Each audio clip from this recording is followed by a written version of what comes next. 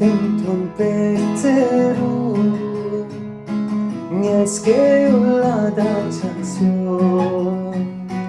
Distinct un pensiero, niesche la danzazione. Ah, schipana, niesche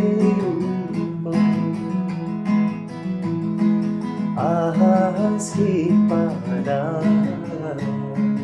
ne promise you.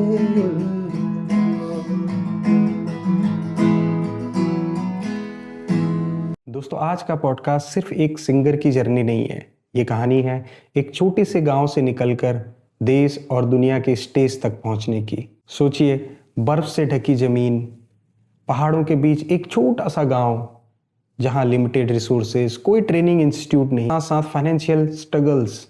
दोस्तों, लद्दाख के एक छोटे से गांव से ऐसी आवाज उभरी जिसने आहिस्ता आहिस्ता पूरे मुल्क में अपनी पहचान बना ली।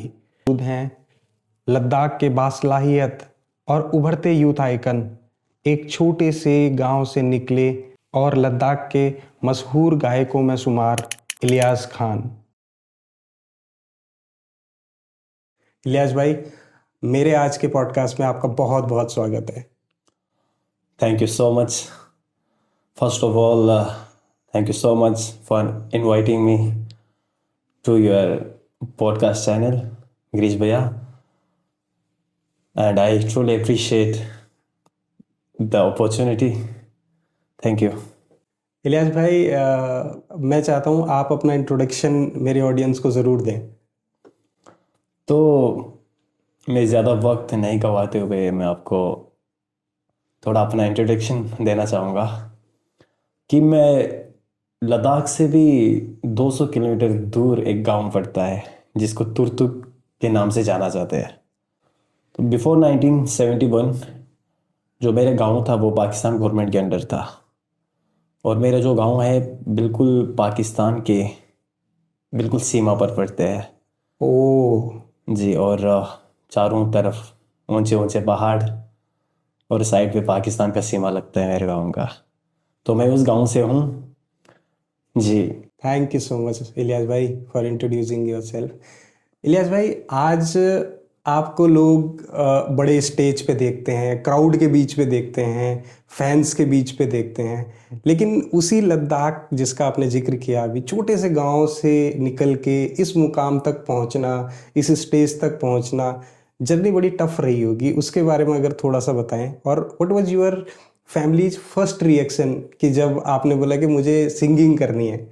जी, तो जब मैं छोटा था तब उस वक़्त मेरे गांव में ना कनेक्टिविटी थी, ना कोई टीवी था, ना कोई इंटरनेट सेवा, कुछ भी नहीं था।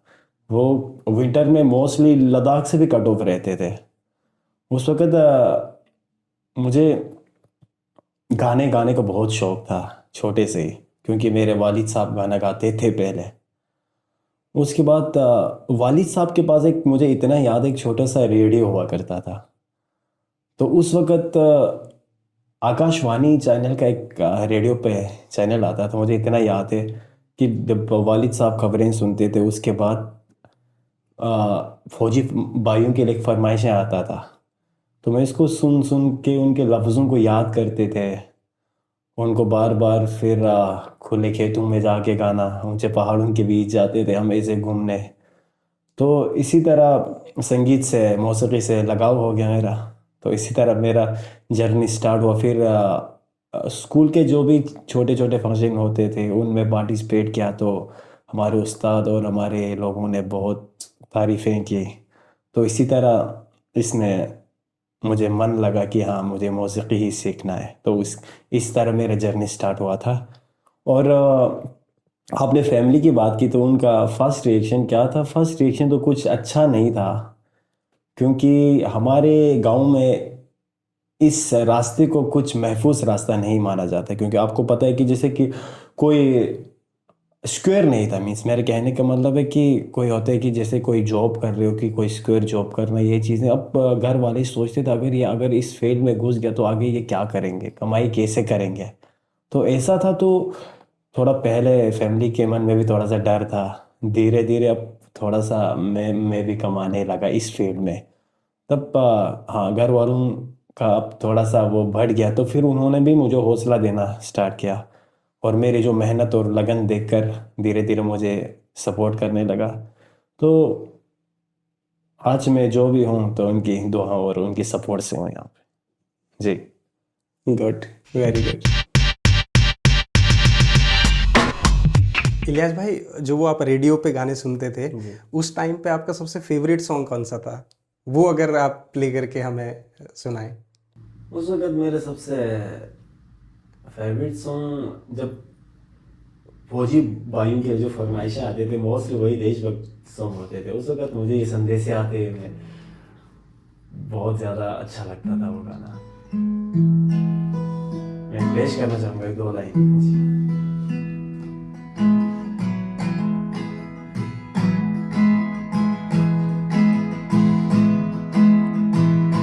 कभी एक ममता की, प्यार की गंगा की, चिट्ठियाँ की साथ वो जाती है।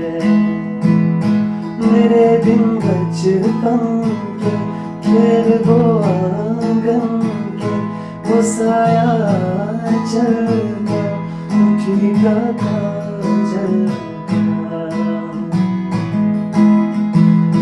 वो लोरी रातों में, वो नरमी हाथों में, वो चिंता बातों में, बिगड़ना ऊपर से, मोहब्बत अंदर से करे वो मेरी माँ। यही हर बच्चे में पूछे मेरी माँ कि घर कब आओगे, कि घर कब आओगे, लिखो कब आओगे, कि तुम बिन ये घर सोना सोना है। इलियास भाई, लद्दाख बहुत सुंदर है। जैसे मैं गया तो नहीं हूँ, बट वीडियोस में, फोटोज़ में और आपके एल्बम्स में देखा है मैंने। और आपने जैसे बताया कि आपका गांव बहुत रिमोट एरिया में है, बिल्कुल पाकिस्तान के बॉर्डर में है। और मुझे लगता है शायद उस टाइम पे वहाँ पे रिसोर्सेज उस तरीके के नहीं रहे होंगे, कि ना कोई ट्रेनिंग इंस्टीट्यूट है, ना कोई परफॉर्मेंस के लिए आपके पास में स्टूडियो है, और ना ही उस तरीके के ट्रेनर होंगे। फिर आपने ये सब चीज़ें कैसे सीखी, और मतलब कैसे ये हौसला मिला कि यार इस स्टेज तक भी पहुँच सकते हैं? तो देखिए कि उस वक़्त मेरे गांव में कुछ था ही नहीं। सबसे पहले ये बात है कि लद्दाख बेशक बहुत ही खूबसूरत जगह है, कि आप लोगों ने सुना भी होगा, शायद आपने देखा या कि नहीं देखा मुझे पता नहीं है, लेकिन इट्स वेरी ब्यूटीफुल प्लेस। आप भी कभी ज़रूर विज़िट कर लीजिएगा, क्योंकि बेशक हाँ, बेहद खूबसूरत है लद्दाख। और जैसे मैंने आपको पहले बताया कि मेरा गांव पाकिस्तान के बिल्कुल सीमा पर पड़ता है। उस वक़्त बिल्कुल वहाँ पे कुछ एक्सपोज़र नहीं था, ना कोई स्टूडियो था, ना कोई म्यूज़िक के रिगार्डिंग, मतलब कुछ भी नहीं था उस वक़्त। मुझे लगता था कि यार, जैसे कि मैंने आपको पहले बताया कि रेडियो में गाने सुन सुन कर उनके वर्डिंग को बार बार याद करना, फिर लफ्ज़ों को बार बार सुनना कि मतलब क्या गा रहे हैं, क्या ऐसे ऐसे करके मैंने अपने सिंगिंग रेडियो से सीखा था मोस्टली। तो मैं प्रैक्टिस तो, अब प्रैक्टिस का कोई ख़ास कुछ एक स्पेसिफिक जगह नहीं था कि मैं वहाँ पे जाके प्रैक्टिस करता था। कि ऐसा था कि हाँ, मैं कभी कभार जैसे कि छुट्टियों संडे का दिन होता था, उस वक़्त मेरे दोस्तों के साथ जब हम पहाड़ों पे घूमने जाते थे, उस वक़्त जैसे कि दो पहाड़ों के बीच जब आप पहुँचते हैं तो आपकी आवाज़ वहाँ पे गूंजने लगते हैं बीच में। तो मुझे उस वक़्त ऐसा महसूस हुआ कि मेरा भी आवाज़ बहुत अच्छा है, मैं भी क्यों ना इस चीज़ में अपना मेहनत क्यों ना करूं। मैं इसी तरह मतलब मेरे मन में यह आया कि हाँ भाई, मुझे सिंगिंग ही सीखना है। तो धीरे धीरे अब इस चीज़ में बहुत मन लग गया, करने लग गया। तो बस यही है कि अगर आप किसी चीज़ को आप दिल से और मेहनत से करते हो तो रास्ता खुद बन जाते हैं। जी। बिल्कुल सही है। तो इलियास भाई मुझे ऐसा लगता है कि पहाड़ों पे जाके, दो पहाड़ों के बीच पे बैठ के आपको, मतलब अगर ट्रेनिंग इंस्टीट्यूट बोलूँ तो वो सब आपके लिए ट्रेनिंग इंस्टीट्यूट, वही सब स्टूडियो और वही सब प्लेटफॉर्म था आपके जी लिए। जी, मतलब वहां पे जो आप गाने गाते हो, ऐसा लगता है कि आपका वॉइस गूंज रहा है हर जगह।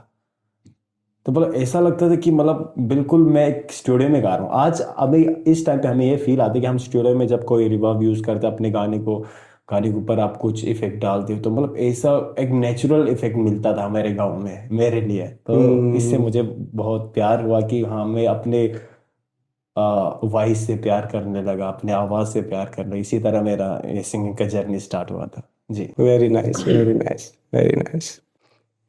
इलियास भाई आप लद्दाख से आते हैं, लद्दाख बैकग्राउंड है आपका, और इनिशियली लद्दाख में इंग्लिश और हिंदी जो लैंग्वेज है वो कहीं ना कहीं इनिशियली टफ मानी जाती है, लोग नहीं उस तरीके से बोल पाते हैं, कहीं ना कहीं लैंग्वेज बैरियर आ जाता है। लेकिन आपने वहाँ से निकल के नेशनल रियलिटी शोज जैसे इंडियन आइडल, ये दिल है हिंदुस्तानी, यहाँ पे परफॉर्म किया, तो जी आपको कभी ये चैलेंज नहीं आया लैंग्वेज का? जी। तो जाहिर सी बात है कि मेरे गांव में उर्दू के जो उस्ताद थे वो काफ़ी अच्छा उस्ताद था। तो उनसे मैंने बहुत कुछ सीखा, क्योंकि उर्दू मेरा उस टाइम पे फेवरेट सब्जेक्ट हुआ करता था। कि तो मतलब उसकी वजह से मुझे लैंग्वेज में कोई दिक्कत नहीं आया एक्चुअली। क्योंकि आज भी मतलब कुछ भी जो भी लफ्ज़ है, जो उर्दू के जो डिफ़िकल्ट वर्ड्स होते हैं, तो मैं आज भी उनको अच्छे से बयान कर सकता हूँ आपके सामने। तो मतलब उर्दू मेरे लिए एक आसान चीज़ था उस टाइम पे। लैंग्वेज में उतना मेरे लिए तो दिक्कत नहीं आया। हाँ बेशक कि मतलब जैसे कि मैंने आपने कहा कि इंडियन आइडल जैसे बड़े लेवल के शोज जैसे दिल है हिंदुस्तानी है, हाँ उनमें मैंने पार्टिसिपेट किया। हाँ मुझे ये लगता है कि उस वक्त मेन चीज़ आपको एक्सपोजर म्यूज़िक में, कि आपको अगर इतने बड़े स्टेज पे जाना है तो आपको बहुत बड़ा मेहनत करना पड़ेगा। हम्म। इतना मेरे पास एक्सपोजर नहीं था, तो मेरे पास कोई गुरु नहीं हुआ करता था कि आपको अगर इस स्टेज पे जाना है तो आपको म्यूज़िक के एक एक नोट को समझने होंगे। तो इस तरह हाँ, मुझे नहीं लगता कि मैं लैंग्वेज की वजह से खाली पीछे रहा हूँ। बल्कि हाँ बेशक मैं इंडियन आइडल में सेकेंड राउंड तक पहुँचे थे, मेरे लिए बहुत प्राउड मोमेंट था। क्योंकि मैंने बिना सीखे सेकेंड राउंड तक पहुँचना एक आसान बात नहीं है। इतने बड़े बड़े गायकार थे वहाँ पे, मौसीकी के लिए मतलब हर चीज़ में उनका बहुत नॉलेज था। तो उनसे मैंने बहुत कुछ सीखा। क्योंकि मैं बस खाली वहाँ पे शो जीतने के लिए नहीं गया था, क्योंकि मुझे यही देखना था कि चलता कैसा है ये चीज़ें। इन चीज़ों से बहुत बहुत ज़्यादा एक्सपोजर मिला। तो इसी तरह मतलब इंडियन आइडल में मैंने पार्टिसिपेट किया, दिल है हिंदुस्तानी में पार्टिसिपेट किया, तो अच्छा लगा। और बस मेरी मेहनत की वजह से, मेरे जो उस्ताद की वजह से और मेरे रियाज की वजह से मुझे लगता है कि मैं थोड़ा सा पीछे छोड़ गया। जी तो इलियास भाई एक चीज़ बताओ, जैसे आप जब जाते थे कॉम्पिटिशन्स में तो वहाँ पे जो आपके साथ बाकी लोग थे उनको ऐसा लगता था कि यार ये मतलब लैंग्वेज का बैरियर लेके यहाँ पे आ गए, ये कैसे गाएंगे, ये तो लद्दाखी हैं, इनको कैसे आएगी हिंदी? नहीं नहीं, ये चीज़ नहीं हुआ भैया। देखिए कि जब मैं इंडियन आइडल की जो ऑडिशन हुआ था वो दिल्ली में हुआ था, कि उस वक्त मैं गिटार लेके बजा रहा था। उस वक्त मुझे एक दो कोड बजाने आते थे गिटार का। तो उस वक्त लोग बैठते थे मेरे सामने, कितने इतने यार लद्दाखी बंदा, लद्दाख उनको पता ही नहीं था उस टाइम पे। मैंने कहा मैं लद्दाख से हूँ, तो कहते वहाँ पे क्या आप मतलब कैसे आते हो, कि बस ऐसे क्वेश्चन राइज कर रहे थे, क्योंकि उनको पता ही नहीं था लद्दाख के बारे में। तो उस टाइम पे अब धीरे धीरे फिर मैं वहाँ पे जाके गाने लगा, तो उन्होंने कहा यार इतने मतलब जैसे होते कि जैसे कि हम हमें हमें देख के लगते हैं उनको कि ये हिंदी अच्छे से नहीं बोल पाएंगे। तो फिर कोई बंदे ने कहा यार ये हमसे भी ज़्यादा अच्छे गा रहे, वर्डिंग जो शब्द यूज़ कर रहे जो हमसे भी अच्छे गा रहे।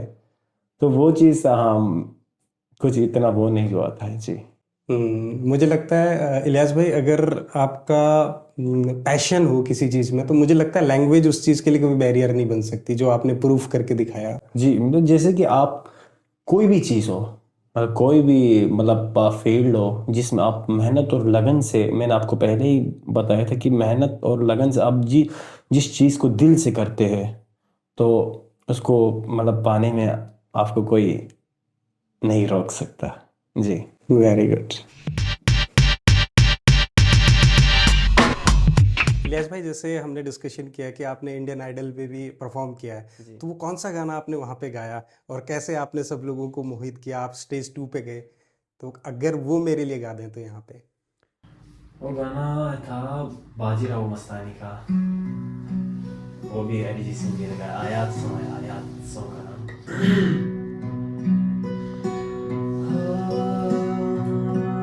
तुझे याद कर लिया, तुझे याद कर लिया, आयत की तरह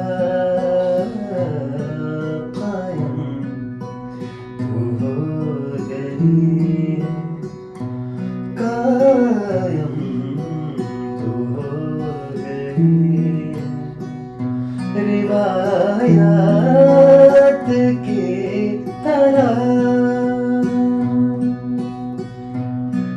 मरने तलक रहेगी, मरने तलक रहेगी, तू आदत की तरह, तुझे याद कर लिया, आयत की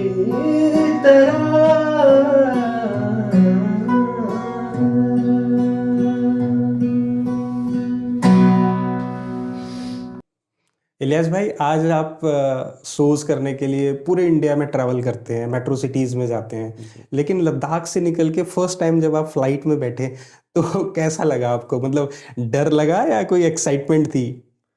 जी देखिए, मतलब मैं फर्स्ट टाइम जब फ्लाइट में बैठा था उस वक्त मैं पहले शोज करने तो नहीं जा रहा था। मैं जब पहली बार घर से निकला था, मैं 8वीं के बाद जम्मू पढ़ने जा रहा था। तो उस वक्त जैसे कि फर्स्ट टाइम मैं फ्लाइट में बैठने के लिए, एक्चुअली हमारे विंटर में जो मैंने आपको पहले ही बताया था, जो कनेक्टिविटी जो खारदोला के वॉल्ट हाइस्ट मोटरेबल रोड्स में से है, तो मतलब वहाँ से हमें क्रॉस करके जाना होता है, तो वो बंद रहते हैं, लद्दाख का कनेक्टिविटी वहीं से कट जाते हैं। तो आर्मी वाले, हमारे इंडियन आर्मी हमें फ़्लाइट प्रोवाइड करते हैं सिविलियंस के लिए। हमारे मतलब गाँव से कम 60 किलोमीटर आगे है, तो हमें वहाँ तक जाना होता है। तो उस वक्त मैं बहुत ज़्यादा एक्साइटमेंट था कि मतलब मुझे फर्स्ट टाइम फ्लाइट में बैठना है। तो मैं, क्योंकि वहाँ पे लिस्ट वाइज आपका नाम लगता है कि आप कहाँ, क्योंकि बहुत ज़्यादा पब्लिक होते हैं, क्योंकि रश होते हैं, तो उसकी वजह से आपका लिस्ट के हिसाब से जो भी पहले उन्होंने फॉर्म भराया है तो उसके हिसाब से चलते रहते हैं काम। तो मैं 2 दिन पहले ही उस मेरे गांव में से वहाँ एक मतलब 2 घंटे का ही रास्ता है, लेकिन मैं 2 दिन पहले जाके बैठ गया दूसरे जहाँ पे मतलब एयरपोर्ट है उस गांव में। मतलब ना उसमें ना कोई पहचान है, जान पहचान है। मैंने मम्मी को ज़बरदस्ती करके ले गया वहाँ पे कि मुझे मतलब जाना है, क्योंकि कल अगर बर्फ़ गिर गया तो हमारा रास्ता फिर बंद हो जाएगा, फिर मैं यहाँ पर रह जाऊँगा, क्योंकि मुझे बस खाली फ्लाइट में बैठने का वो एक्साइटमेंट था। तो उस वक्त मैं 2 दिन पहले ही चला गया वहाँ पे, तो मैं बहुत ज़्यादा एक्साइट था। तो उस वक्त इंडियन आर्मी का मैं I am very thankful to Indian army कि मतलब उन्होंने उस वक्त हमारे मतलब जितने भी रिमोट एरिया थे उनके लिए मतलब ये आर्मी फ़्लाइट प्रोवाइड करते थे उस जगह से। तो वहाँ से जैसे कि मैं जब फर्स्ट टाइम फ्लाइट में बैठा तो काफ़ी फ़नी मोमेंट था कि जैसे कि मुझे लगा कि यार फ्लाइट में कुछ जैसे कि सीट होते बैठने का, कि मतलब ऐसा तो नहीं होना चाहिए, क्योंकि मतलब क्योंकि आर्मी फ्लाइट था। एक्चुअली मुझे प्राइवेट फ्लाइट के बारे में इतना नॉलेज नहीं था, और आर्मी का कैसा होता है प्राइवेट का कैसा। जब मैं अंदर घुसा तो आर्मी के 3-4 ट्रक अंदर भरे हुए फ्लाइट के अंदर, और साइड पर आर्मी के जितने भी बड़े बड़े बैगेज है वो उनके ऊपर चढ़ के आर्मी वाले बैठे हुए हैं, और हम भी मतलब उसी झोले के ऊपर बैठ के फिर flight is a very funny moment, but I am very thankful to Indian army. तो मैं बहुत ज़्यादा एक्साइटमेंट था उस टाइम पे। जी।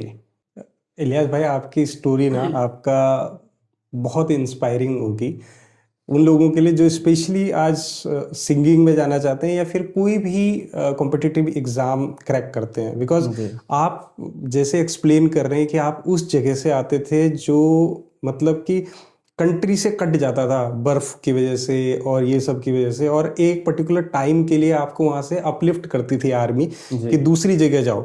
जी मतलब आप ये सोचो कि आप अपने घर से कई दिनों तक, कई महीनों तक दूर रहते थे just because of weather condition and all, जी। और उस जगह से आपने निकल के अपना मुकाम हासिल किया इलियास भाई। मतलब very very motivating and very inspiring for all of us. Thank you, great great. Thank you so much. Ilyas भाई, लद्दाख का वेदर बहुत खूबसूरत है। जी वहाँ पे चारों तरफ मतलब नेचर इतना ब्यूटीफुल है। वहाँ से निकल के आप जब मेट्रो सिटीज में आए, और मेट्रो सिटीज में क्राउड, पोल्यूशन और गाड़ियों का शोर, तो आपका रिएक्शन कैसा था कि यार फंस तो नहीं गया कहीं आके?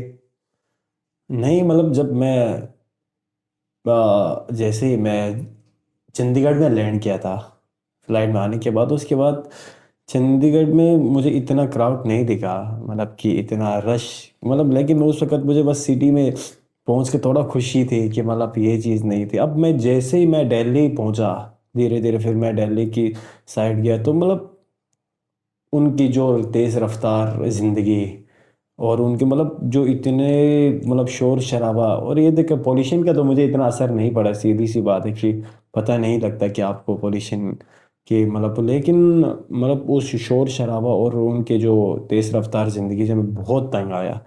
कि उस वक्त फिर मुझे लगा कि यार इन जगहों पे हम कभी नहीं रह सकते ज़िंदगी में।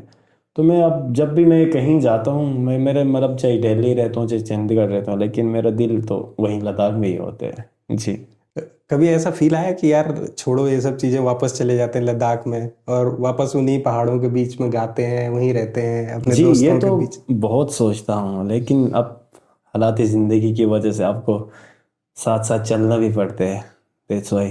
अदरवाइज तो मैं तो वहीं पे रहना चाहता हूँ, बस वहीं पे चैन सुकून हर चीज़। अगर मेरे पास वो सब कुछ होता तो मैं इन जगहों पे आता भी नहीं, मैं वहीं पे रहकर अपने ज़िंदगी के साथ खुशी रहती वहाँ पे जी। इलियास भाई, वो दोस्त जिनके साथ आप बैठ के गाना गाते थे, जी पहाड़ों पे टूर पे निकल जाते थे छुट्टियों के दिन, वो लोग कहाँ हैं आज? आज वो वहीं हैं या वो लोग भी कहीं अपनी परफॉर्मेंस दे रहे हैं, सिंगिंग कर नहीं रहे नहीं, हैं? मतलब मेरे साथ जो गाते थे वो अभी अलग अलग फील्ड में काम कर रहे हैं, लेकिन एक्चुअली मेरे साइड पे जितने भी मेरे दोस्त थे, मेरे से भी अच्छा गाने वाले दोस्त थे। मतलब लेकिन अब हर किसी को अपना कैपेबिलिटी पता नहीं चलता है कि मतलब अब आपको झांकना पड़ता है आप में आपका क्या कैपेबिलिटी है। इसकी वजह से इंसान हर मतलब बहुत लोग ऐसे पीछे रह जाते हैं कि अपना कैपेबिलिटी पता नहीं कर सकते वो लोग, फिर कुछ अलग से फील्ड में घुस जाते हैं। तो इसी तरह कोई लोग रह जाते हैं। इसी तरह मेरे काफ़ी फ्रेंड थे, मतलब जो मेरी से भी काफ़ी अच्छा गाता था, वो आजकल ज़िंदगी में मतलब कुछ अलग से फील्ड में काम कर रहे हैं जी। तो मैं आशा करता हूँ कि वो सब लोग जहाँ भी होंगे, क्योंकि वो सक्सेसफुल जरूर होंगे, क्योंकि अगर इलियास भाई इतने सक्सेसफुल हो सकते हैं और सिर्फ वो अपने पैशन के लिए, तो वो भी ज़रूर कहीं ना कहीं अपने पैशन को ज़रूर फॉलो कर रहे होंगे। जी हम भी यही दुआ करते हैं कि वो लोग भी अपनी ज़िंदगी में अच्छे से कमाए और अच्छे से खुश रहे अपने फैमिली के साथ। थैंक यू तो जब आप जाते हैं वो तो मिलना होता है उन लोगों से? जी। मतलब जब मैं लद्दाख जाता हूँ बस उन्हीं के साथ वही बचपना वाला काम, आगे पीछे घूमना, ये चीज़ें जब फ्री होता हूँ तब जी, ऐसे ही हम साथ ही रहता है। मतलब लेकिन उसमें से कोई कोई फ्रेंड तो अलग अलग जगहों पे, कोई मोस्टली इंडियन आर्मी, तो उसकी वजह से कभी मेरा जो फ्री होता हूँ तो वो लोग ड्यूटी पे होते हैं, तो इस तरह कम मिलना होता है। लेकिन जब मिलते हैं तो हम वही बचपना फिर याद करते हैं दोबारा जी। Very nice. इलियास भाई, आपका एक गाना ना बहुत वायरल हुआ था जो आपने चंद्रयान 3 के लिए गाया था, जी और वो मेरे ख्याल से अगर आप यहाँ पे प्ले कर दें तो मज़ा आ जाएगा। जी, लहरा दो है गाने का नाम, आपने सुना होगा, अरिजीत सिंह जी का गाया हुआ है, ब्यूटीफुल मेलोडी। मैं कोशिश करूँगा दो लाइन। अपना है दिन ये आज का, दुनिया से जाके बोल दो, बोल दो, ऐसे जागो रे साथियों, दुनिया की आंखें खोल दो,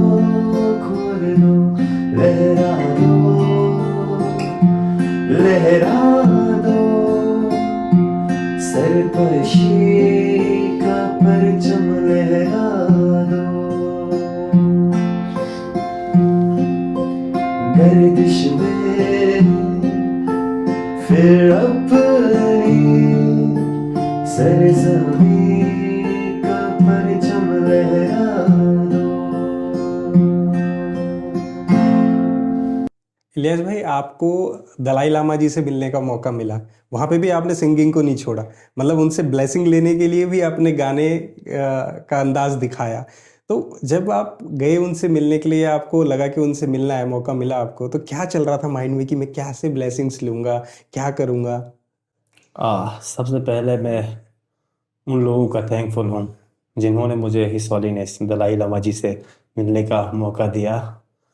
तो उस वक़्त मेरे मन में कुछ खौफ या डर नहीं था, लेकिन बस एक खुशी थी हिज हॉलीनेस के सामने परफॉर्म करने, मुझे मौका मिला परफॉर्म करने का। वो लम्हा मेरी ज़िंदगी का एक सबसे यादगार लम्हे में से एक था। तो उस वक़्त बस एक्साइटमेंट थी हिज हॉलीनेस के सामने जाके गाने का। लेकिन जब मैं हिज हॉलीनेस के सामने पहुंचा तो मतलब बिल्कुल ब्लाइंड सा हो गया पूरा।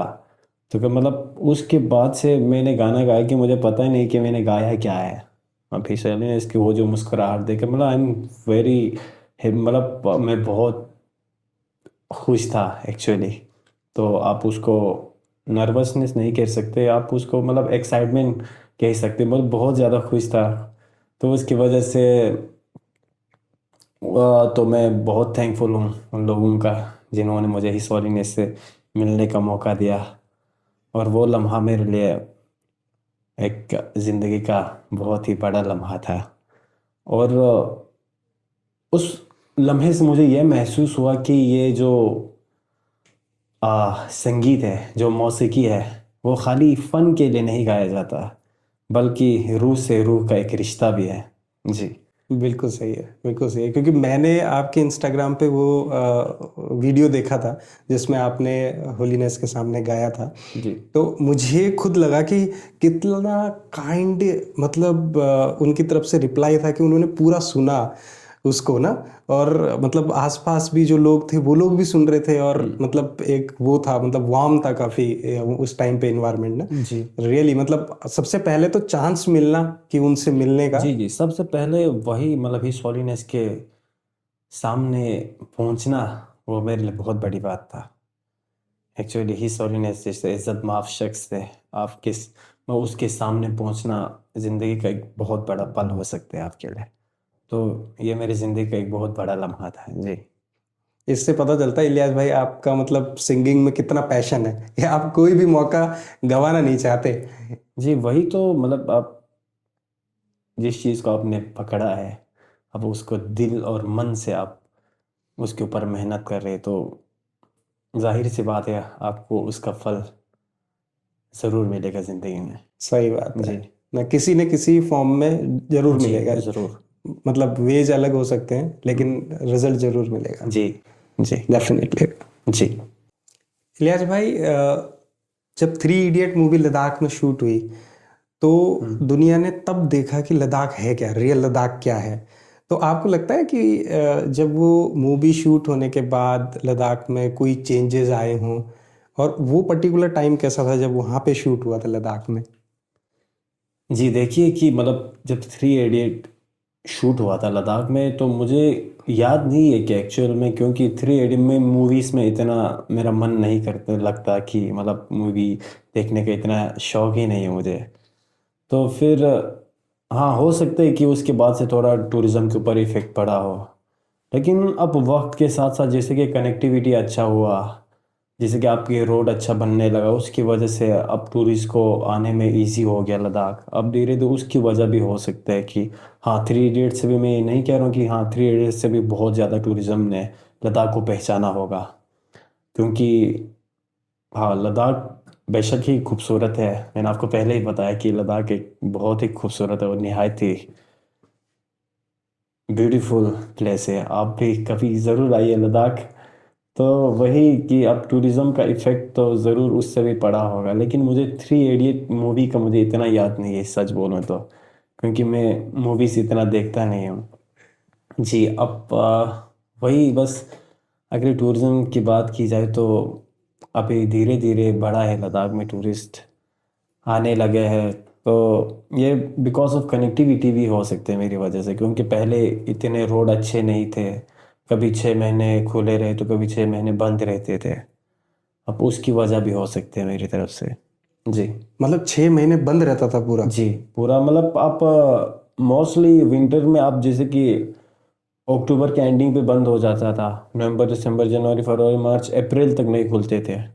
अब धीरे धीरे अच्छा बना है रास्ता, तो इसी तरह टूरिस्ट को ट्रांसपोर्ट में थोड़ा इजी कनेक्टिविटी की वजह से इजी होता होगा, उसकी वजह से अब टूरिस्ट भी लद्दाख में काफ़ी ज़्यादा आते हैं।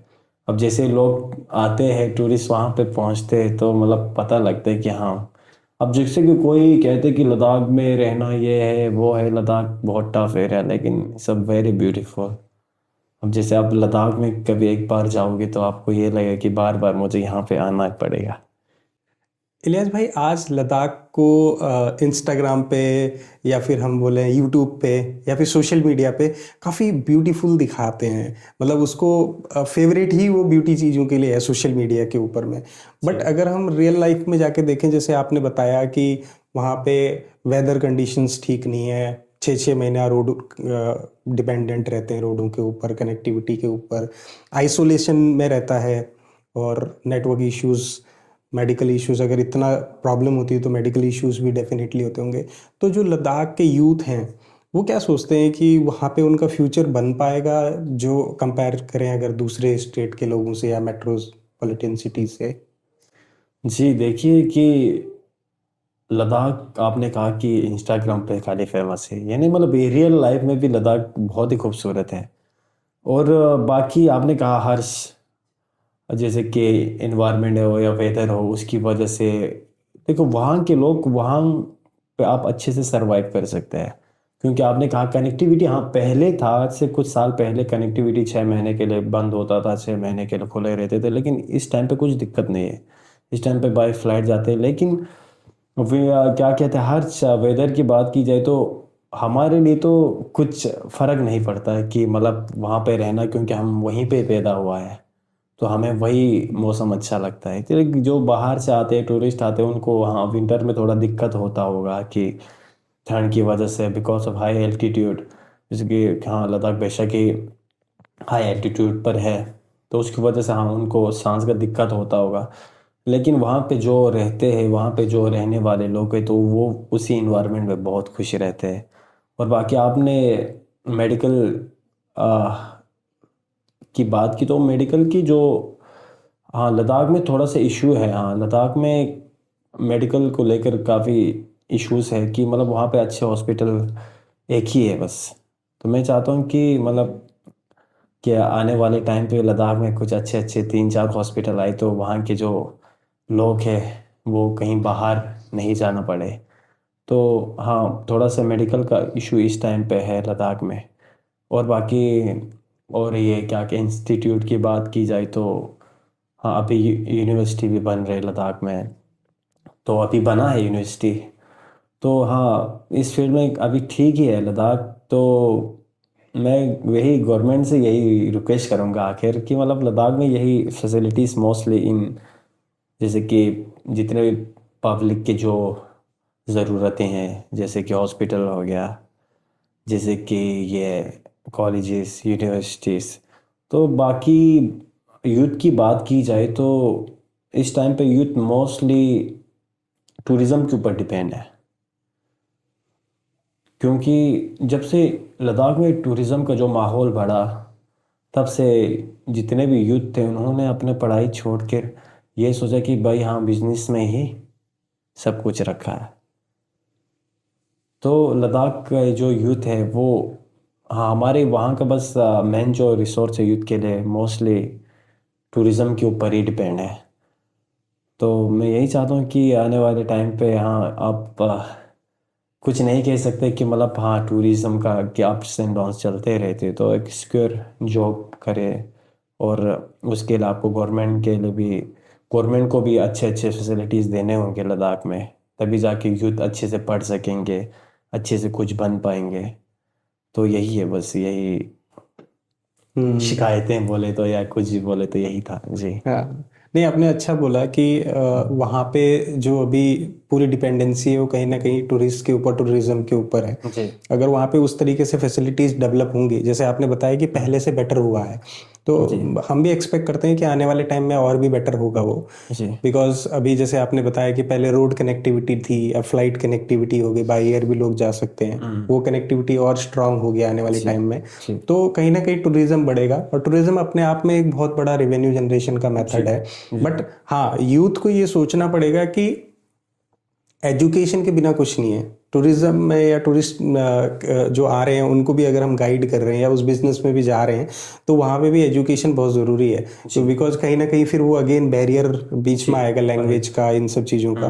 तो अगर वो चीज़ को हम एजुकेशन को प्राइमरी रख के पहले उसको कंप्लीट करें और फिर कहीं बिजनेस की तरफ आए, तो मेरे ख्याल से वो ज़्यादा बेटर होगा। जी जी बिल्कुल कि हाँ, हर किसी को यही सोचना चाहिए, पहले आप अपने एजुकेशन पूरा करें, मुकम्मल करें। उसके लिए हमारे वहाँ पे अच्छे अच्छे इंस्टीट्यूट होना चाहिए लद्दाख में, बच्चों को पढ़ने के लिए अच्छे अच्छे टीचर्स होना चाहिए।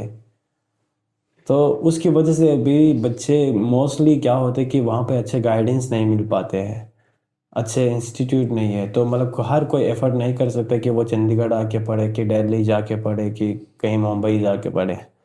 लेकिन उसके लिए लद्दाख में हाँ वही कि मतलब इन चीज़ों की बहुत कमी है, इन फैसिलिटीज़ का।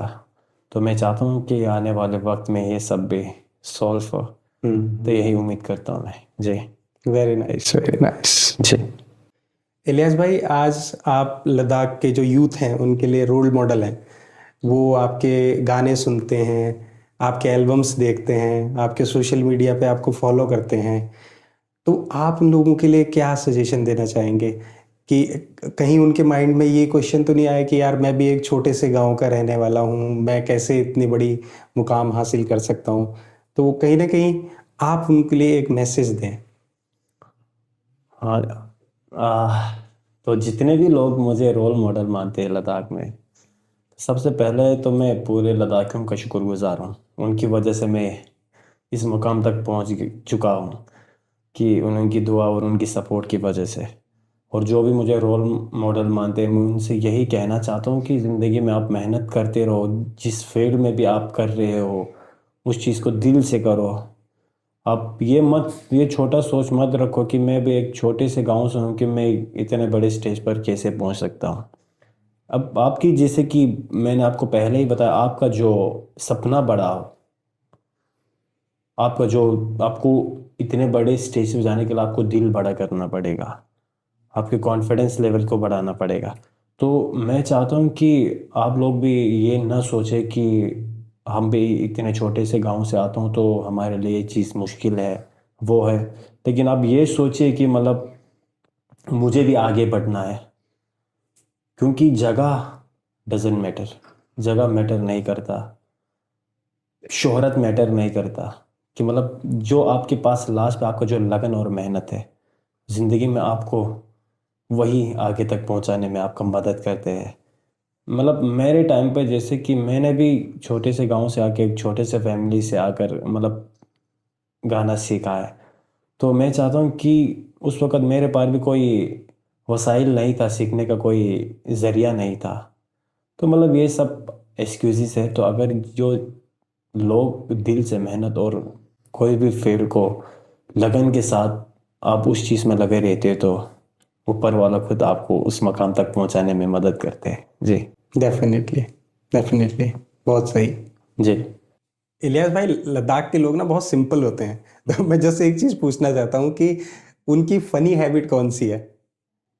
तो मुझे फ़नी मोमेंट की बात की जाए तो ऐसा कोई फ़नी मोमेंट मैंने नहीं देखा लद्दाखियों में। बस एक चीज़ है, वो जल्दी किसी पे विश्वास कर लेते हैं कहीं पे भी। जब आप जैसे कि, क्योंकि बिकॉज ऑफ मुझे लगता है कि वो सीधा साधारण जो ज़िंदगी गुजारते हैं अपने, उसकी वजह से मतलब जब आप बाहर जब आते हो तो मतलब बाहर का कोई मतलब आप हर किसी पे विश्वास कर लेते हैं। जैसे कि आप कहीं पे मोस्टली इसी तरह, जैसे कि मैं दिल्ली में गया था लास्ट टाइम, मेरे से भी आज से 4-5 से पहले मेरे से भी जैसे कि कोई बीच में कोई ऐसे लोग टेढ़े मेढ़े लोग मिल जाते हैं, तो उस वक्त मैंने भी भरोसा करके मैं एक एटीएम में जा रहा था। वहाँ पे एटीएम में पहुँचा तो अपने बात कर रहा हूँ, तो मोस्टली लद्दाखियों के साथ भी हैपन हुआ है दिल्ली वगैरह में। तो उसने कहा कि एटीएम आप दीजिए, क्योंकि मैं एटीएम का सिक्योरिटी हूँ, तो क्योंकि मैं ट्राई कर रहा था, मेरे से कुछ नहीं, वहाँ पे बिल्कुल कुछ नहीं आ रहे थे, सिग्नल वगैरह कुछ भी नहीं था वहाँ, स्क्रीन ना मतलब कुछ कह रहे कि आप ट्राई करते रहो। उसने कहा कि हाँ मैं ट्राई कर रहा हूँ, वो पूरा बिल्कुल वो सिक्योरिटी वाला ड्रेस पहन के। तो फिर उसने ट्राई किया तो कि मुझे लगा कि हाँ भाई, उसने कहा वहाँ पे स्क्रीन पे, मैंने कहा भाई कुछ नहीं चल रहा है। तो कहा आप पिन दबा लो, कोई बात नहीं चल जाएगा। तो फिर मैंने जैसे ही पिन दबाया तो उसने, मैं ऐसे ही देखा तो मेरे हाथ में दूसरा एटीएम पकड़वाया हुआ था। मैंने जैसे ही पिन दबाया उसके बाद वो वहीं से फरार हुआ था। मतलब ऐसे ऐसे करके ऊपर वाले का करम है, लेकिन उस वक्त कोई हैपन नहीं हुआ था बिकॉज ऑफ उसने गलत पासवर्ड, एक तो 3 बार एक ही डिजिट का पासवर्ड जो उसने गलत दबाया था जब मैंने बैंक से कांटेक्ट किया। तो इसी तरह मतलब हर कोई लद्दाखी इन्हीं का शिकार बन जाते हैं। तो हर किसी को एकदम से किसी के ऊपर ट्रस्ट करना बिकॉज ऑफ वो सादा सी ज़िंदगी जीते हैं, उनको ये टेढ़े मेढ़े बनने का कोई वो शौक भी नहीं है और कि वो बनना चाहते हैं। लेकिन अब धीरे धीरे ये अब बाहर आते हुए ये चीज़ें आते तो उनके लिए यही फ़नी मोमेंट लगा मुझे, कोई और फ़नी मोमेंट देखा नहीं मैंने लद्दाख में जी। एक चीज और है इलियास भाई, जो लोग यहाँ से लद्दाख घूमने जाते हैं, बाकी जगह से लद्दाख घूमने आते हैं, तो वो लोग लद्दाख में आके सबसे बड़ी गलती क्या करते हैं, जो लद्दाखियों को लगता होगा यार ये तो गलती कर दी इन्होंने? अच्छा जी, जितने भी टूरिस्ट हैं तो मैं सबसे पहले उनसे यही गुजारिश करता हूँ कि थोड़ा सा साफ सफाई का ख्याल रखें। क्योंकि लद्दाख में आके वो लोग, हाँ मतलब हर कोई नहीं, मतलब कोई कोई लोग होते कि मतलब जो थोड़ा सा कचड़े का ख्याल नहीं रखते, कि कहीं पे भी जाके खा लो पी लो फेंक दिया। जैसे कि लास्ट टाइम वही मैंने खुद देखा था कि एक स्कूल के वहाँ पे एक जमिया स्कूल है, कि मतलब जमिया स्कूल के नाम से जाना जाता है, उसके सामने मतलब बड़े से गाड़ी लेके बैठे थे 3 टूरिस्ट थे, 3 लड़के थे, वो BMW गाड़ी लेके खड़े थे। मैं तो फिर वो वहीं पे खा रहे थे, वहीं पे पी रहे थे, मतलब तो वहीं पे कचड़ा भी बिल्कुल बाहर ही फेंक रहे थे, मतलब पैर बिल्कुल खिड़की से बाहर निकाला हुआ है। फिर मैंने कहा भैया प्लीज़ यहाँ पे वो चीज़ मत करो कि इनको कचड़ा को उठाओ। वो लोग कह रहे तू कौन है भाई ये चीज़ें, क्योंकि उनको लगा कि इतने बड़ी गाड़ी लेके भाई हम। मैंने ये कहा कि भाई मुझे नहीं लगता कि आप लोग एक एजुकेटेड लोग हो, मुझे लगता है तुम लोग ज़मीन शमीन बेच के यहाँ पे आके गाड़ी लेके आए इतना बड़ा। अगर कोई एजुकेटेड पर्सन होता तो ऐसा काम नहीं करता। तो उनको ये चीज़ शायद से बुरा लगा या क्या अच्छा लगा उनको, ये फिर उसके बाद कुछ बोला नहीं, उन्होंने उठाई वो चीज़।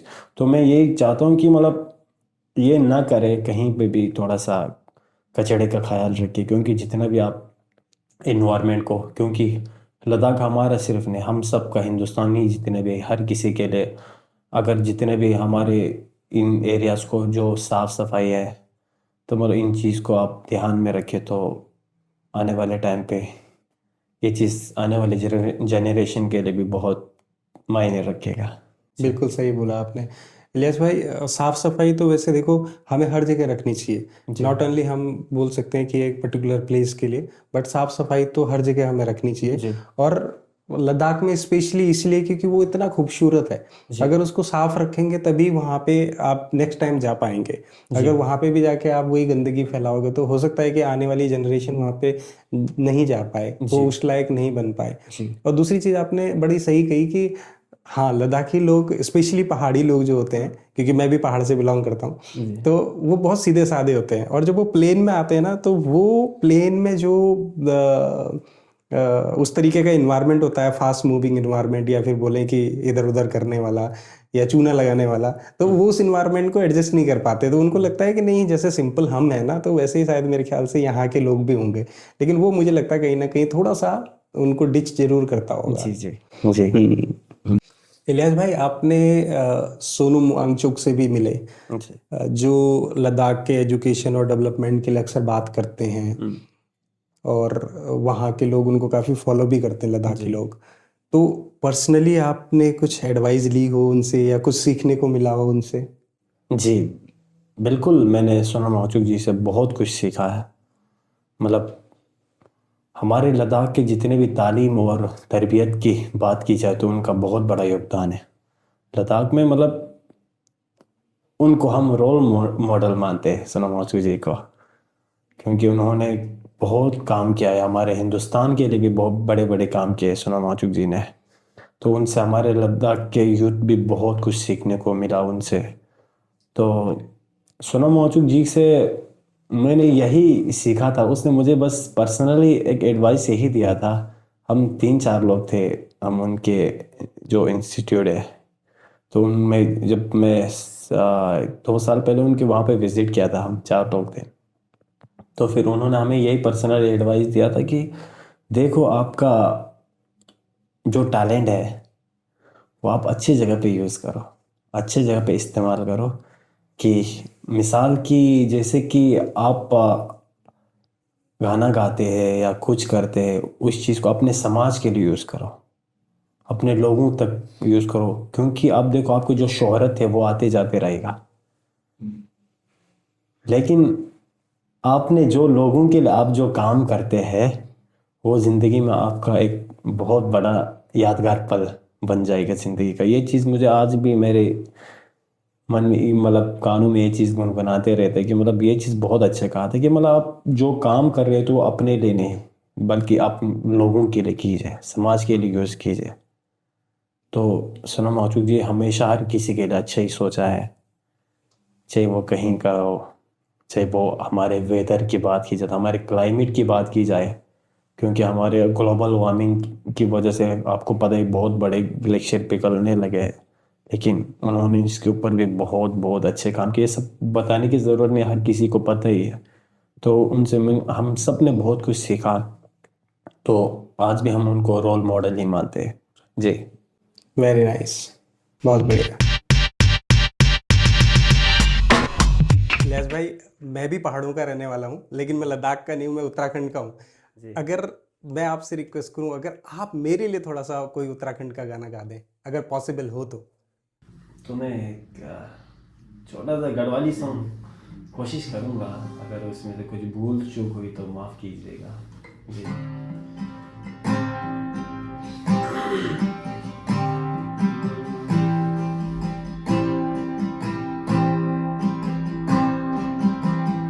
गंगा जमुना अच्छा बद्र केदारा, करी जन्मभूमि नैरो पहाड़ा, करी जन्मभूमि नैरो पहाड़ा। फूल फुलनिया फूल की गाथी, ओ सजनिया यूं पर डाली। नंदा देवी छाया जग शरदामा, पंच पर्या गया है मकड़ धामा, उस जगनिया बेहरी द्वारा, हरी जन्मभूमि मेरो पहाड़ा, हरी जन्मभूमि मेरो पहाड़ा।